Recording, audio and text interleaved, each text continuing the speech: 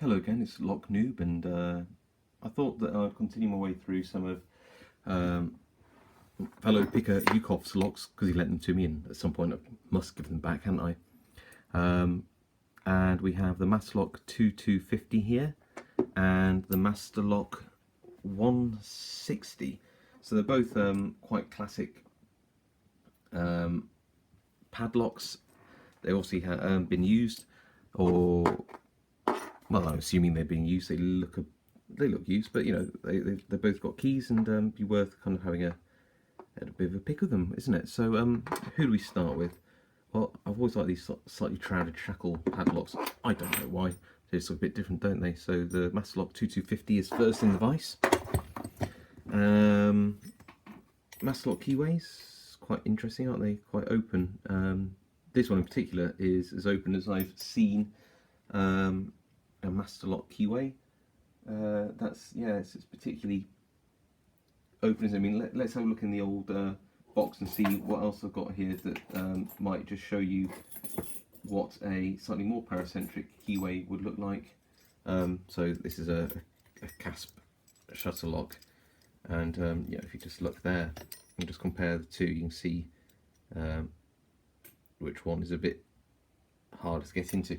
Anyway, let's not worry about the relative merits of Master Locks. There's plenty said about that. Load it up into my vise. I could probably pick it with anything really, couldn't I? So I'm just going to use my Peterson's gem. It's a lovely pick. If you've never tried a Peterson's gem, then I suggest you give it a go, because they are lovely. Okay, and I think we just start at the back and work our way forwards. So make sure I've got my tension wrench in there nice and tight.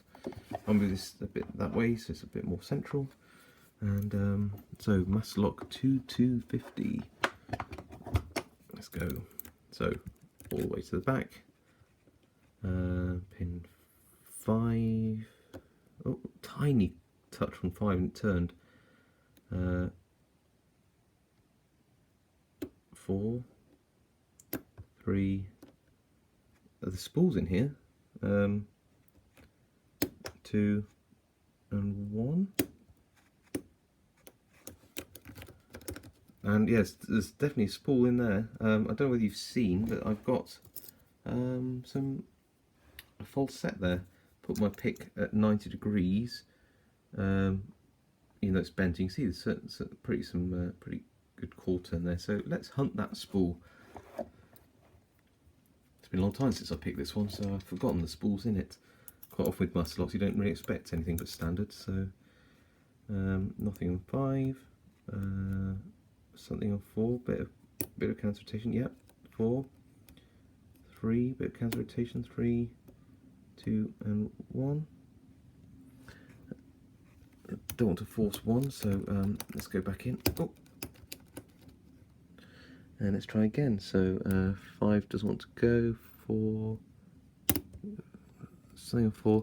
I think I'm going to leave 4 alone actually. I just wriggled it back down. 3.